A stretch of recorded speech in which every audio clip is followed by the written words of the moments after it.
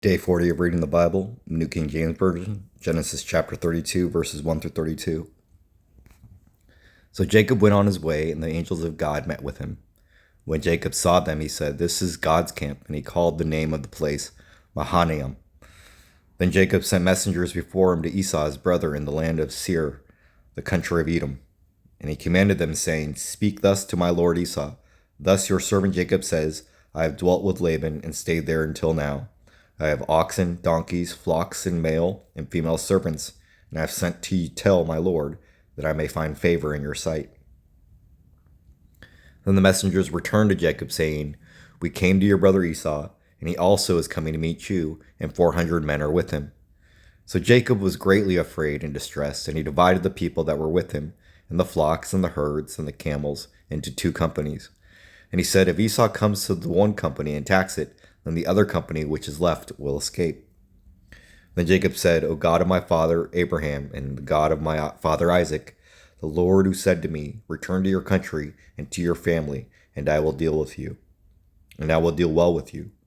I am not worthy of the least of all the mercies and of all the truth which you have shown your servant, for I have crossed over this Jordan with my staff, and I have become 2 companies.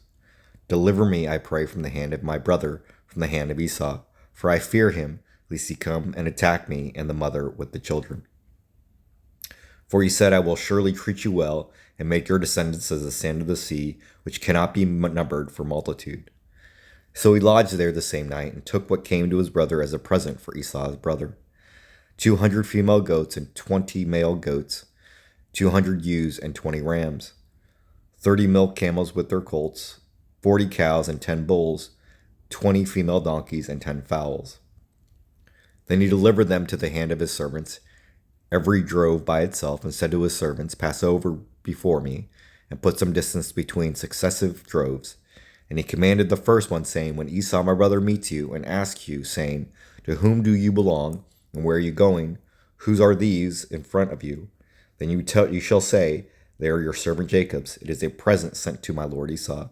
And behold, he also is behind us.'" So he commanded the second and the third, and all who followed the drove, saying, "In this manner you shall speak to Esau when you find him. And also say, 'Behold, your servant Jacob is behind us.' For he said, I will appease him with the present that goes before me, and afterward I will see his face. Perhaps he will accept me." So the present went on over before him, and he himself lodged that night in the camp, wrestling with God.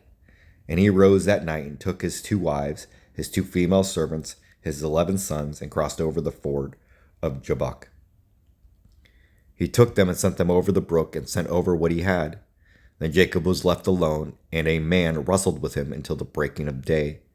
Now when he saw that he did not prevail against him, he touched the socket of his hip, and the socket of Jacob's hip was out of joint, as he wrestled with him. And he said, "Let me go, for the day breaks." But he said, "I will not let you go unless you bless me." So he said to him, "What is your name?" He said, "Jacob." And he said, "Your name shall no longer be called Jacob, but Israel, for you have struggled with God and with men, and have prevailed." Then Jacob asked, saying, "Tell me your name, I pray." He said, "Why is it that you ask about my name?" And he blessed him there. So Jacob called the name of the place Peniel, for I have seen God's face. I have seen God face to face, and my life is preserved. Just as he crossed over Peniel, the sun rose on him, and he limped on his hip. Therefore, to this day, the children of Israel do not eat the muscle that shrank, which is on the hip socket, because he touched the socket of Jacob's hip and the muscle that shrank.